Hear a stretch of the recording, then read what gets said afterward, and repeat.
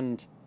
Private companies participating in the Punjab government's wheat procurement programme are struggling with financing problems, pricing disputes and strong resistance from farmers, reported Dawn. Under the 2026 wheat procurement strategy, the Punjab government planned to procure 3 million tonnes of wheat through 11 private firms instead of relying on the traditional state-led procurement model.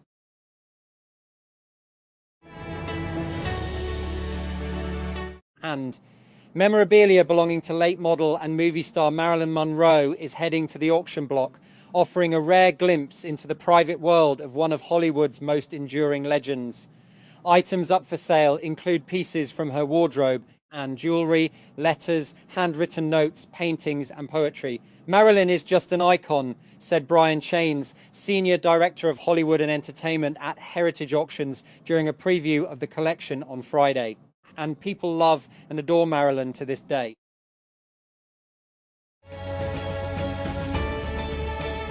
Karachi. The Special Investigation Unit, SIU, on Saturday claimed to have arrested an alleged supplier of crystal methamphetamine, commonly known as ice, and an extortionist in separate actions in the metropolis. The SIU and a federal civilian intelligence agency acting on a tip-off jointly carried out an operation at the Lyre riverbed and arrested the narcotics dealer in an injured condition after encounter.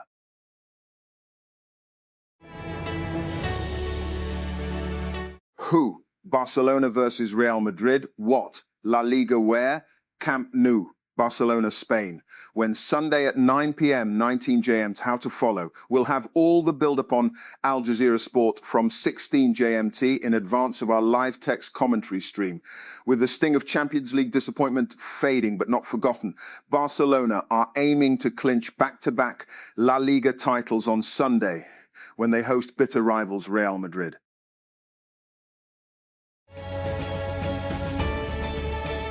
Russia has held one of its most scaled-back Victory Day parades in years, citing the threat of attack from Ukraine, where a decisive victory for Moscow's forces has remained elusive more than 4 years into the deadliest conflict in Europe since World War II. The May 9 parade on Moscow's Red Square is Russia's most revered national holiday, a moment to celebrate the Soviet Union's defeat of Nazi Germany and to commemorate the 27 million Soviet citizens, including many from what is now Ukraine, who were killed during the war.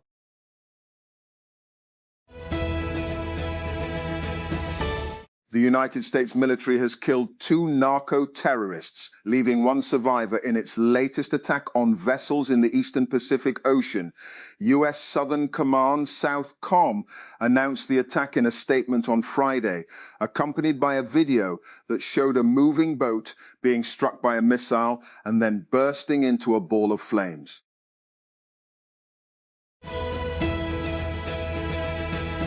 Capcom has officially released Leon Must Die Forever, a new free game mode for Resident Evil Requiem. The company announced the update through its official social media channels alongside a short trailer.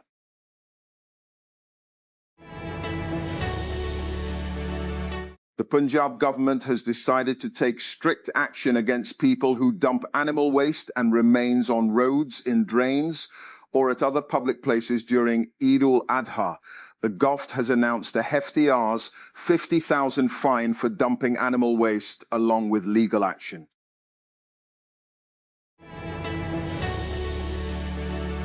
And the Sindh government has approved the establishment of modern vehicle inspection centres across the province under the Public-Private Partnership PPP model.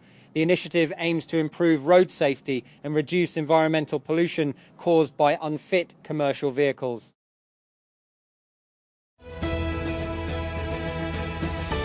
The Lahore High Court has ruled that all property-related cases involving overseas Pakistanis will be heard by special courts, widening the scope of those forums beyond simple possession and ownership disputes.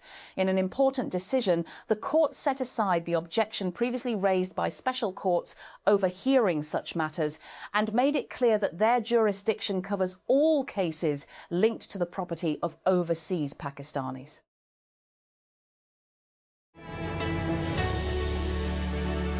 The government has moved to revive nearly $6 billion in planned refinery investments by addressing tax and policy hurdles that have delayed major upgrade projects across Pakistan's oil refining sector. A high-level meeting chaired by Finance Minister Mohammad Aurangzeb on Thursday signalled renewed momentum for the long-delayed brownfield refinery policy. Officials discussed proposals to exempt machinery imports from sales tax and introduce policy protections aimed at restoring investor confidence in refinery modernisation projects.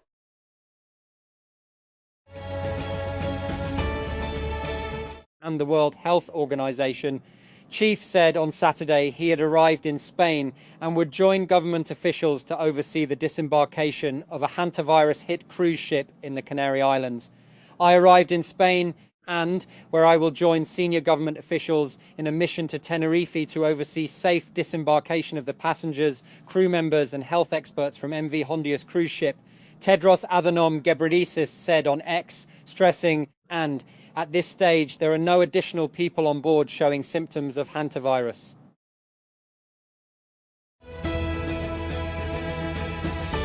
And Dananir Mobeen believes fans shipping her and her co-stars might make her future partner a little uncomfortable. She appeared in an interview with Something Hot where she talked about this, her experiences growing up as a celebrity and the worries her parents had about her work. Whoever I will be with in the future, I also don't want them to get uncomfortable because of all of this things circulating, going around, the actor said.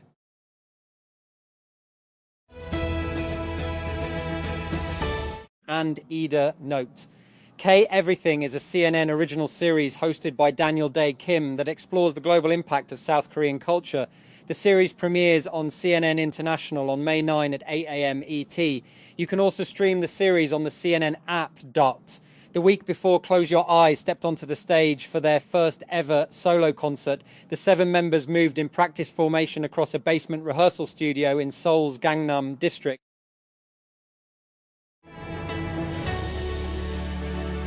An educational platform used by thousands of schools and universities has been partially restored following an international cyber attack that caused major chaos as students prepare for end-of-year exams. Shiny Hunters, a hacking group, claimed responsibility for crashing the web-based educational platform Canvas, created by tech firm Instructure.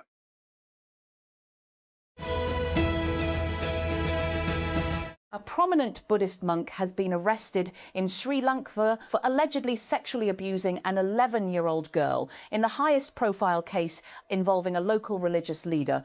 Authorities took 71-year-old Palagama Hemarathana into custody on Saturday from a private hospital in the capital, Colombo, where had checked in for treatment as a criminal probe against him progressed.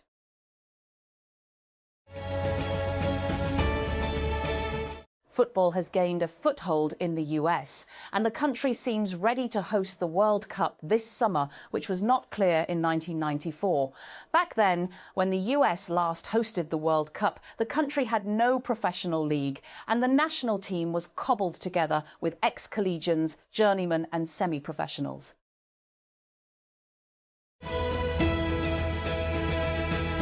And traders across Lahore have urged the government to relax any possible Eid restrictions and allow markets, bazaars, chain stores and grocery outlets to remain open around the clock during the festive period.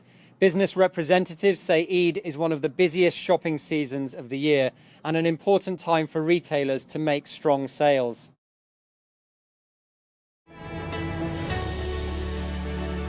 And Nintendo has confirmed price increases for the Nintendo Switch 2 and several other products in select markets due to changing market conditions. The company shared the announcement in a memo released on May 8 titled Notice Regarding Price Revisions for Nintendo Products and Services.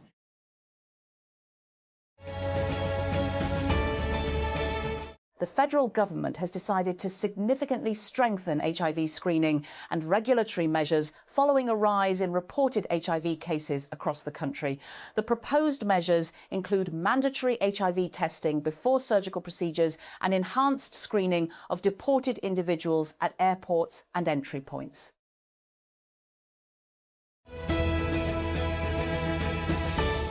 Karachi traffic police have come under public attention after videos circulated on social media showing officials photographing motorcycles parked inside a factory premises before issuing e-chalons. According to reports, traffic police personnel were seen taking pictures of motorcycles parked in a factory parking area during extreme heat conditions. The incident gained attention after a factory employee recorded a video of the officials and shared it online, where the footage quickly went viral.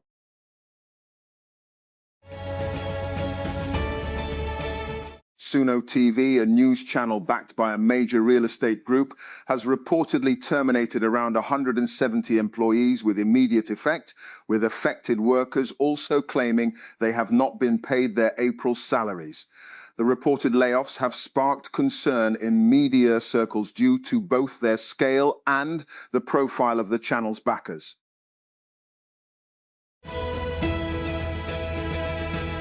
And under the bleachers of a West Bank stadium, a dozen men from Gaza live in a former changing room, blocked from returning home by the war that erupted more than 2.5 years ago. Among those stranded is Samir Abu Salah, 54, who had been working odd jobs in Israel's commercial hub of Tel Aviv, where wages are far higher than in his home city of Khan Yunis in Gaza.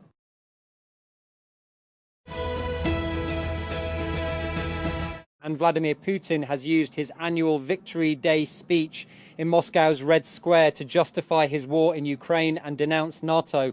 Speaking in front of hundreds of military personnel and flanked by a few world leaders, the Russian president said he was fighting a just war and called Ukraine an aggressive force that is being armed and supported by the whole bloc of NATO.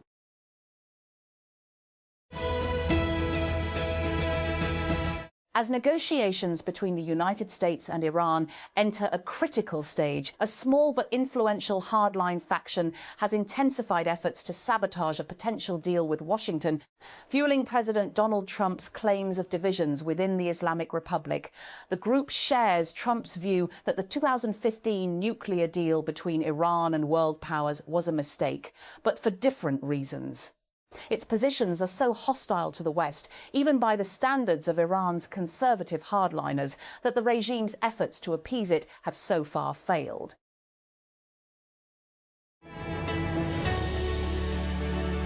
And Russia has kicked off its annual Victory Day military parade in Moscow to mark the defeat of Nazi Germany during the Second World War. The parade, scaled back this year due to security concerns, started at about 10 a.m. 07 GMT in Red Square with a military formation bearing the Russian flag.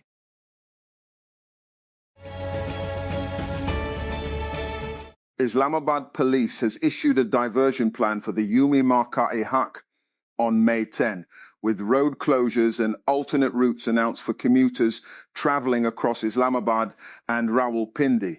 According to the plan, traffic diversions will remain in place from 6 p.m. to 12 a.m. on several major roads in the capital.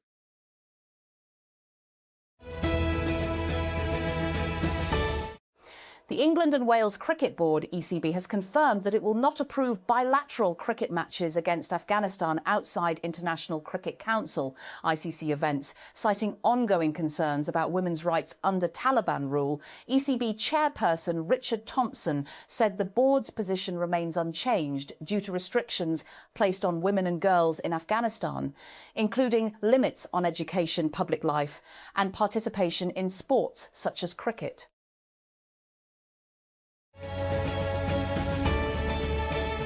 Motherboard sales are falling sharply as ongoing AI-related chip shortages continue to cripple the PC hardware market. According to a Digitimes report, shortages tied to rising AI infrastructure demand have pushed prices higher for memory modules, storage drives and processors over the past 6 months.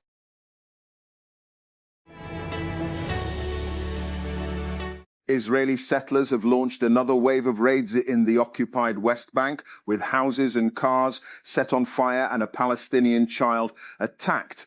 The Palestinian Wafa news agency reported that a man and his child were attacked with sharp instruments in the village of Kirbet Shueika, south of Hebron, on Friday.